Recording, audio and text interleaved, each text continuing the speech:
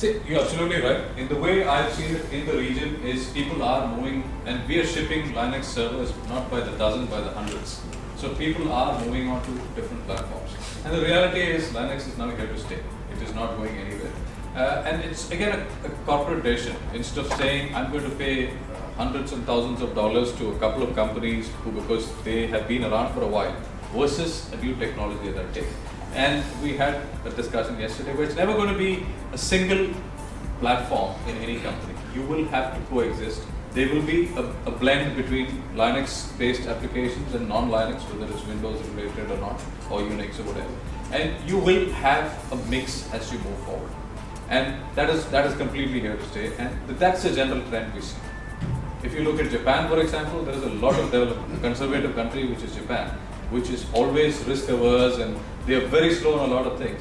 Today, I think the number of servers with Linux we're shipping is probably highest in Japan. I think one of the problems, not problem, challenge with Linux acquisition right now is you have to have in-house resources who are very expert.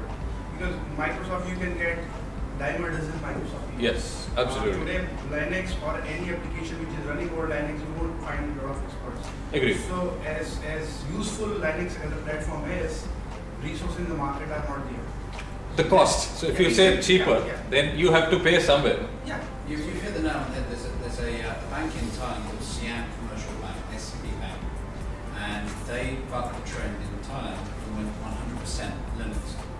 They, at the end of the first year, they'd spent $650 million more than they would have done if they'd gone with the Microsoft solution. Purely simply because of the cost of staff, the cost of redeployment, the cost of hardware, the cost of changing their every single branch, and also the infrastructure. So you're absolutely right. The mix was, and the decision was that they should have gone with a mixed infrastructure, not disparate, but heterogeneous. That's the only way it would have worked. Cloud computing versus virtualization. In last 2 or 3 years, we were listening about cloud computing. Every HP, IP, everybody was pushing cloud computing. Now suddenly there's a change in the trend. Now virtualization is getting momentum. Cloud computing took momentum 2 years or 3 years back, but it's now dying down. And virtualization is taking over. Why is that? Yeah, so what is happening is, just a bit of background. XP has been around for 10 years. Microsoft came up with Vista and said, this is my new operating system. And when they said, this is my new operating system, nobody adopted it because it was a useless system. People just ignored it and they continued with XP. And then Microsoft has come up with Windows 7 a couple of years ago. Even the beta version was very stable. People are moving. The fundamental difference is XP is 32-bit, Windows 7 is 64-bit. They have said end of life on February 2014, which is 2 years from now. So when this is happening, what are people doing? They are looking at their internal footprint of devices, which is laptop and PC today. And the biggest challenge is all the applications which run on XP need to be certified to run on Windows 7. So this is a short opportunity where you will need to migrate your applications and move on to the next platform. Now, when you look at the cost, as I said earlier, the cost of managing a PC or a laptop is anything from $500 to $800 to set up your infrastructure, your support, your help desk, etc. on an ongoing basis. So when we are shifting, our companies are now saying, hey, should I look at a swap where I get a PC for a PC, laptop for a laptop, or can I look at these tailor-made devices, which is either a handheld or a VDI, etc. So they are rethinking their hardware strategy. Since this window of opportunity is small, which is the next 2 years, people know that this whole wave, in IT, let us all be honest here, IT, it's all about a wave each time. When they first started, they said client server is a huge thing. And then they came into this Y2K thing. So they need, IT companies, I'll be honest about it, we need a flavor of the year to start pushing our products and services together. If we come and tell you this is what we're doing, it doesn't work. When there is a little bit of glamour and say, this is how it is, you get some extra mileage. This is the truth. I mean, I can mask it and say this is not the truth, but I'm lying there. So the reality today is, this is a short window where people need to migrate. Then VDI becomes attractive because you're now creating a thin client. You're saving on space. You don't have to have dedicated stations for everyone. You're reducing your cost. If I can create a common work area, in HP we have that.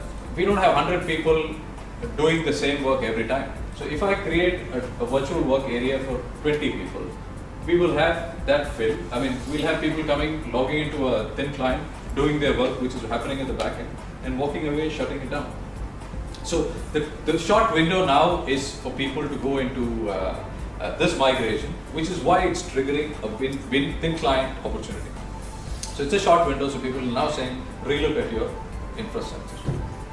Would the VDI, would be the VDI the opportunity for outsource vendors, or would it go for the internal thing, like would I invest in VDI as an internal resource, or would I outsource it? Good question. So the way it used to happen, VDI and these thin clients were very expensive in the past.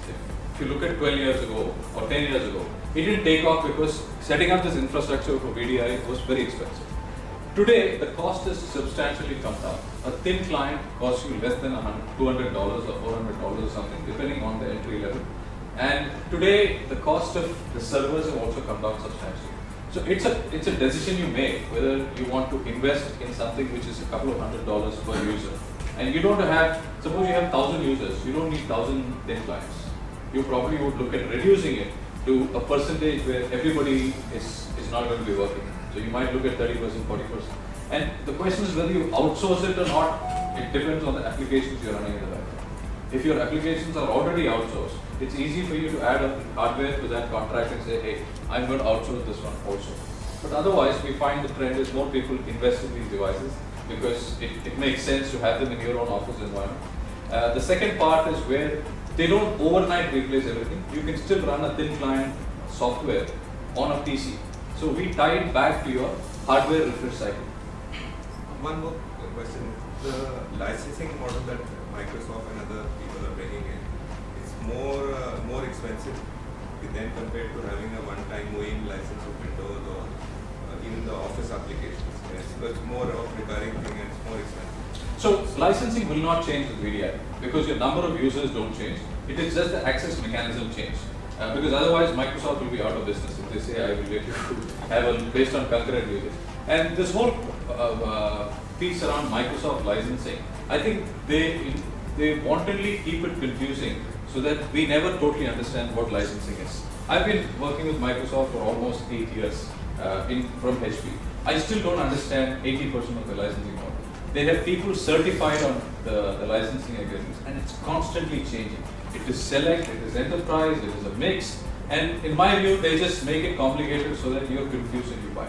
But license will not drop. Their licensing model, they just make it more complex. And the way it works with VDI, yes, of course, if you're going to use the entire suite, then an enterprise agreement makes sense. But if you're going to use only a subset of the applications, then you can go under the individual licenses too. So that is the way you think of it in a very simple way. If I'm just going to use Microsoft Word, why would I want to pay $200,000 just because I can use 15 other pieces of software, which I'm never going to use? Versus if I'm going to use probably 9 or 10 out of the 15, then I could justify the enterprise license. Like HP today globally, we go with an enterprise license because it also helps us because there's no way we can keep tracking 350,000, 360,000 users, who's using what, when, and then you have all these issues around IP protection, etc. So you might end up having extra people who are using less licenses. So we just say, hey, for such a large entity, and we use probably one of the largest references to Microsoft. Globally, SharePoint, I think there's no other site other than HP which has 350 users, 350K users. So we use that quite extensively, and we have an EA. And I've seen customers who do both. They have, some of them just go with OEM licenses. They don't even have a selective. So it's again on what you're going to use when. And if you shift to some of the tools which are free on the web, and if you're going into a Linux strategy, then you probably can taper down your Microsoft license. You don't need to pay them all that money because you've got other alternatives. But it's definitely an area which everybody needs to relook at because a lot of times we think, for example, if I've got 200 users of AutoCAD, I don't think 200 people are using that. You probably would have 50 to 60 people, but you, out of the concern that you might be breaching something, you end up paying for 200 users of AutoCAD annual maintenance. So it's sometimes good to look at your own internal footprint in terms of software, and you can check if it's actually being used over a period. If it's not, why are you even having it on the PC? I think that's a constant housekeeping we need to do. I agree with you. Microsoft is offering, like, I've been working on the VDI thing with Microsoft and come out with the solution of what the licensing cost would be. But it's very complex, like, so, like it sets you back of not going to VDI because one of the problem is Microsoft licensing. What we can offer, at least when, I mean, we'll be happy to take this into a deeper discussion, and we will come up with some recommendations saying what would be your ideal scenario. Because if you don't know the ideal scenario, which is saying how many people I have, what is the licensing model today, how many people are actually using this, versus we will try and come up with that high level guidance for you. The problem is there is no licensing that such as concurrent users. Right? The problem is if it goes to concurrent users, it's very simple. But they lose money, so they will never keep it simple. But then if you suddenly say, I am going into concurrent users, there's like, no, instead of 300 users, you're going to buy 20 licenses. It doesn't make monetary sense, and they will resist it. So probably the reason why they make it complicated is to make sure that they confuse it. And that wouldn't change with VDI, so that's the way this is being working. But right, that is exactly the situation where you feel that this holds back, whether it's a hardware company or a software company. It's more like a cartel which is controlling this. It is still not completely commoditized. It is still like a cartel. It says, I am dictating the price. Let us face it, Microsoft Office has been developed. How much does it cost per license? Is there a value that you can put and say this costs $80? It's just a piece of CD and extra software, one more copy. But the reason they are being the most profitable company in the world is because of such things. So they control the price, they decide. And that is the reason why you see trends around open source and Linux, and people are saying, I'm going to come out of this. I don't want to be hijacked and held to ransom by the software company. And I guess even their pricing changes with the customers. Exactly. If you are willing to pay, if they see you are willing to pay, they'll go after it. Exactly. If they see you are just going to run away and won't pay them anything, instead of going to Software Business Alliance, they would come and talk to you. In one of my projects, I have actually gone with perpetual paying licenses. I did not pay lump sum. I paid for 3 years, and they agreed to it. So, one thing to be considered over here is when you are working with Microsoft or any of these people, be careful and be smart about your licensing. Which is true. And if you notice one thing, I mean, this holds good for HP also, because we are all driven by quarters. When the quarter closing happens, you have greater negotiation power with any of them, or any of us. You can say, your quarter, I'll give you a deal by this, I need this discount. And then all of a sudden, this whole thing will change and say, yes, I'm ready to do that. So, 27th of June is the time to be there at Microsoft clearance was. Yes, sir. Yeah, after speaking about VDI and talk about what you're saying about strategy, where you have to divide your operation into 2 areas. One, which is not mobile, Yep. where you can have your VDI kind of things, like in our case, Exactly. And then, of course, when you talk about connecting that to a cloud that we are doing right now. Yes. Now, right now, we are using cloud, and soon we will be providing cloud, as we talked about this morning. So now you have more complications, and if you want to utilize the virtualization in any form, then you have to be careful about the mobile part. Agreed. In our case, we have a lot of mobility. All our students are everywhere on the campuses. Even when they are traveling between the campus on the bus, they still want to go through and do some Absolutely. They don't want to finish their home assignment till they reach the very last moment. So now, this becomes more complicated. And because what happens is this, if you do a VDI kind of a thing in a lab situation, here comes a student with his little notebook, which is not using the VDI concept, but it has a open thing because it's a mobile kind of thing. Mm-hmm. Here comes the problem, because he could bring in viruses. Absolutely. And that is where then it becomes a major concern of the overall system. Agreed. I don't think there are good products out there that can cater to that kind of situation. Okay. So So, if you don't have, like in the case of a bank, so in the case of that, if you don't have the mobile portion of it, mobility portion of it, then you're much safer. You can go with BDI very quickly. You don't have to worry about. Very true. Because virtualization is the thing. All your systems have to virtualize. All your CPUs have to virtualize. All your data storage devices and everything have to be virtualized. We can't afford to keep on buying everything in a normal situation. As we were talking about, the budgets are not going to be increasing; they're going to be decreasing. Every time like right now is a budget cycle. Yesterday I went through and I was telling them I need 300 million rupees more. Everybody was looking at me like this. What? Are you crazy? You know, that's the fact. If you're going to do what you're trying to do, what IBA is trying to do right now, we have to have everything at the very peak of it and virtualized. Okay. So this is the thing. It's a very difficult situation. In such situation where both of the things are required. Totally. So one of the things You know, what I want to say, so what are you going to tell us to do about it? So what we have, for example, today is again there is no magic wand I can wave and say this is solved. No, it's not there. So what we do is a very down-to-earth, logical, step-by-step process. So we analyze any large organization. If the strategy is to say, should I go VDI or should I do this? What should I do? Instead of we tell you, yes, come and do all this. What we come and do is we do an assessment. An assessment is we run a particular software in your network for about 3 to 4 weeks to get a minimum sampling data. What do we analyze? We look at usage patterns. What are the applications that you do or people use?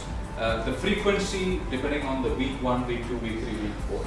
And we kind of analyze a lot of other parameters for a month. So it's basically a log file which keeps listening into your network and understanding your traffic. We don't take anything out, we leave it in your network, we just use this data. We run certain tools on that to come up with a logical representation of this in an analytical form. So we look at it and say, okay, you've got 10,000 users today, 3,500 is your desktop, 6,500 is your PCs and whatnot, or laptops, or whatever is the mix, and we look at the trend over a period. We then come back and say, in future, so that is where we'll identify based on the software audit, saying who is actually using what, how many licenses are you using, are you using extra or less, and that's something we would share with the CIO typically. We'll come back with a recommendation where we say, going back to the same example which you cited, you're basically saying based on mobility. So we have a concept called as a HOMA. If somebody who is homing in a particular area, which is a fixed PC, we will try and figure out how many of them actually need a desk and how many of them are roamers who need to move around, or a zoner. Some people move around within the same office. They're not fixed desks, but they'll be on 3rd floor, 5th floor, 8th floor, depending on that. So based on these 3 groups, we come up and say, hey, your future state need not be 10,000 machines swapped one for one. You could reduce your number of PCs to maybe 1,000. You could reduce the number of laptops to be Y, and the rest of the devices which we would think would make sense. And based on which, this also will have an input from the frequency of applications used. So if you're not using 5 or 6 applications which are by default sitting on your laptop, we'll recommend that you take it off. So this becomes the footprint for the future, which is a tailor-made mix of what you should be doing. That is the way we approach it. And based on this, we also look at your refresh cycle. If today you bought PCs 1 year ago, it will be stupid on us to come and tell you, throw it away and do this. No. So we say, go with your hardware refresh cycle. In another 2 years or 1 year, you're going to throw this hardware away. 3 years, 4 years, organizations differ. So as you do that, we will come up with a schedule where we say, probably in 2012 end or 2013 middle, you should be refreshing this batch of PCs because they are dying or they are expiring. And you could probably look at a mix of laptops and desktops for that and get a subset of them. And what we also look at is going back to the Windows 7 example which I just said. A lot of the applications today, when you migrate, the question is, will it work on Windows 7? So somebody needs to certify. If it's a packaged standard software, the vendor will do that certification for you. If it's custom built, if it's something that is specific to your organization. So there are processes within our team where we have this so-called factory model, where we take in a batch of applications, we run a series of tests on it, we certify it, we test it on all permutation combinations using tools, and then we say this is certified to run on your Windows 7. So we take it through this life cycle for our customers. And we also come up in certain situations where the applications cannot work, because there's no way you can migrate it automatically, which might require a human developer to sit there and rewrite. So we come and highlight that to you. And typically we find about 25 to 30% of applications need to be trashed, because it's just sitting there, nobody knows why it has been developed, but nobody deletes it either, because what if somebody needs it tomorrow? So that we find a lot of times happening. So we also discover new applications like Singapore Airlines. At one point of time, they were running a lot of Lotus applications.